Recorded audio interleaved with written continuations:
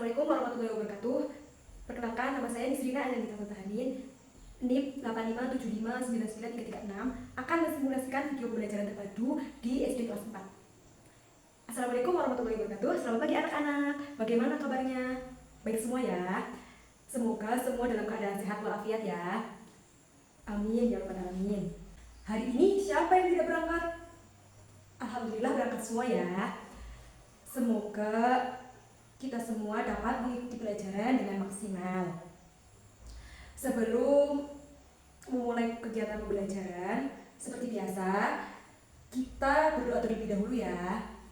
Berdoa dimulai. Berdoa selesai. Anak-anak, ada yang tahu hari ini kita akan belajar tentang apa? Jadi, hari ini kita akan mempelajari tentang lingkungan dan tanggung jawab kita. Adapun tujuan pembelajarannya yaitu yang pertama, siswa dapat mengidentifikasi informasi penting dan teks non-fiksi tentang hewan. Yang kedua, siswa dapat mengidentifikasi bagian serta fungsi tubuh hewan melalui teks dan pengamatan. Yang ketiga, siswa memahami hak dan kewajiban di sekolah dan di rumah. Yang keempat, siswa mampu menyampaikan hasil pengamatan tentang bagian dan fungsi tubuh hewan serta hak dan kewajibannya di sekolah dan di rumah. Anak-anak, sekarang kita buka buku paket ini. Pada bab 1 halaman 1. Ada sebuah teks non-fiksi berjudul Bagian Tubuh Hewan. Coba kalian baca dulu ya teks tersebut.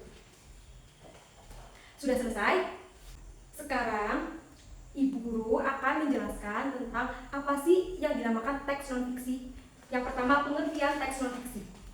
Teks non-fiksi adalah tulisan yang berisi tentang informasi berdasarkan fakta, kejadian nyata atau data yang dapat dibuktikan kebenarannya.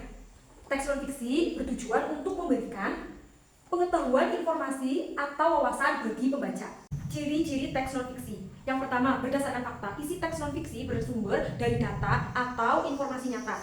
Yang kedua, informasi jelas dan spesifik. Berarti teks non-fiksi mengandung informasi spesifik yang mudah dipahami. Yang ketiga, tidak mengandung imajinasi bebas. Dan yang terakhir, memiliki struktur yang teratur. Biasanya diawali dengan pengantar, isi, dan penutup yang rapi. Selanjutnya, pada isi teks non-fiksi yang sudah kalian baca, kita jadi mengetahui tentang bagian tubuh hewan. Apa saja sih? Yang pertama, bagian tubuh hewan. Setiap jenis makhluk hidup memiliki bentuk dan fungsi tubuh yang berbeda-beda. Bagian tubuh dan fungsinya, bagian tubuh hewan dan fungsinya. Hewan mempunyai ciri beragam. Untuk memudahkan mempelajarinya, hewan dikelompokkan menjadi berbagai jenis. Dasar pengelompokan hewan antara lain persamaan bentuk dan bagian-bagian tubuh seperti alat gerak dan penutup tubuh. Ayo kita pelajari bagian-bagian tubuh hewan berdasarkan jenisnya. Yang pertama, mamalia. Kelompok mamalia memiliki ciri-ciri terdapat daun telinga, memiliki kelenjar susu, dan tubuh ditutupi oleh rambut. Salah satu contoh hewan mamalia yaitu kelinci. Yang berikutnya, hewan mamalia ada pula yang hidup di air. Misalnya lumba-lumba. Bentuk tubuh mamalia air berbeda dengan bentuk tubuh mamalia darat. Contoh di sini yang sudah ibu sebutkan lumba-lumba. Berikutnya, burung. Burung sering dijumpai di darat. Semua burung memiliki sayap dan yang beragam ukurannya. Tetapi tidak semua burung itu bisa terbang. Beberapa contoh hewan burung yang tidak bisa terbang seperti ayam dan pinguin. Bentuk paruh setiap burung berbeda-beda. Hal ini sesuai dengan jenis makanan yang dimakannya. Seperti burung mencari makan di tempat berlumpur. Itu memiliki paruh panjang, lebar, dan mempunyai lamela atau sisir, berbentuk seperti sisir untuk mencari makan di daerah berlumpur. Contohnya seperti bebek. Yang kedua, burung pemakan daging. Bentuk paruhnya kuat, tajam, runcing, dan agak membengkok. Bagian ini berguna untuk mengoyak daging buruannya. Contohnya burung elang. Yang berikutnya, burung pemakan ikan. Bentuk paruhnya panjang dan berkantong. Kantong tersebut berfungsi untuk menyimpan hasil tangkapannya. Contohnya burung pelikan. Berikutnya, burung pemakan madu. Bentuk paruhnya panjang dan ramping untuk menghisap nektar di dasar bunga. Contohnya burung kolibri. Selain bentuk paruh yang sesuai dengan jenis makanannya dan cara memperolehnya, burung juga mempunyai bentuk kaki yang sesuai dengan lingkungan tempat hidupnya. Berikut contoh bentuk burung kaki yang umum kita jumpai di lingkungan sekitar kita. Yang pertama, burung pemangsa atau kaki burung pemangsa. Bentuk kakinya itu dengan jari yang kokoh dan kukunya tajam, berfungsi untuk mencengkram mangsa. Contohnya burung elang. Berikutnya, kaki petengger. Bentuk kaki yang kuat berfungsi untuk bertengger di dahan pohon. Contohnya burung pipit. Berikutnya, kaki pengais. Bentuk kaki pengais itu mendatar datar. Contohnya ayam. Berikutnya kaki berenang atau burung yang mencari makan di air. Contoh bentuk kakinya itu kaki yang berselaput berfungsi untuk berenang di air ataupun lumpur. Contohnya seperti bebek. Nah, yang selanjutnya kaki burung petir. Bentuk kaki ini itu 2 jari mengarah ke depan dan 2 jari yang mengarah ke belakang. Berfungsi untuk memanjat pohon. Contohnya burung pelantung. Berikutnya jenis hewan berikutnya ada reptilia. Reptilia merupakan hewan melata yang memiliki kulit bersisik. Reptilia ada yang hidup di darat, ada pula yang hidup di air. Jenisnya bermacam-macam. Contoh yang sering kita jumpai ular, penyu, kura-kura, buaya, dan kadal. Selanjutnya amfibi. Amfibi merupakan hewan yang hidup di 2 alam, yaitu darat dan perairan. Salah satu contoh hewan amfibi yang sering kita jumpai adalah katak. Pada saat beruduk, katak hidup di perairan. Lalu saat dewasa, katak hidup di darat. Hewan amfibi mengalami metamorfosis, yaitu perubahan bentuk dan fungsi tubuh sejak hewan muda hingga dewasa. Selanjutnya ikan. Ikan merupakan salah satu jenis hewan yang hidup di air. Ciri-ciri ikan antara lain tidak berkaki, memiliki kepala, badan, dan ekor atau sirip. Yang berikutnya insekta. Insekta atau serangga merupakan jenis hewan yang jumlahnya paling banyak di antara jenis hewan lainnya. Bagian tubuh serangga terdiri atas kepala, dada, dan perut. Ciri-ciri lain dari serangga adalah memiliki 3 pasang kaki, sepasang antena, mulut, dan mata majemuk atau lebih dari 2. Sebagian besar serangga memiliki 2 pasang sayap. Akan tetapi ada juga serangga yang tidak memiliki sayap, misalnya kutu-kutu dan semut ranggang. Sekarang setelah penjelasan selesai, tugas kalian mengamati bagian tubuh hewan yang ada di sekitar kita, bisa di sekitar sekolah atau di rumah.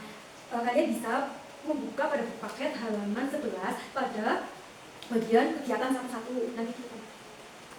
Nah, setelah melihat-lihat dari hasil tugas kalian, sepertinya sudah cukup paham ya dengan materi kali ini. Selanjutnya kalian kembali buka buku paket Pendidikan Pancasila halaman 31, atau bisa kita lihat contoh gambar berikut yang membahas pada buku paket ini membahas tentang hak dan kewajiban kita di rumah dan di sekolah. Kita tinggal bersama keluarga. Di dalam keluarga itu ada ayah, ibu, adik atau kakak. Ada pula yang hidup atau tinggal bersama nenek, paman, bibi atau kakek. Dengan siapapun kita tinggal, setiap anggota keluarga memiliki hak dan kewajiban. Hak adalah sesuatu yang harus kita terima. Hak kita sebagai anak diberikan oleh orang tua atau keluarga. Kita akan merasa bahagia apabila menerima hak tersebut dengan baik. Setiap hak diikuti oleh kewajiban.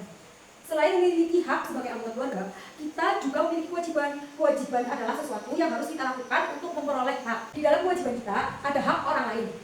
Dengan melaksanakan kewajiban, berarti kita ikut menjaga hak orang lain. Oleh karena itu, kita harus melaksanakan kewajiban terlebih dahulu sebelum menuntut hak.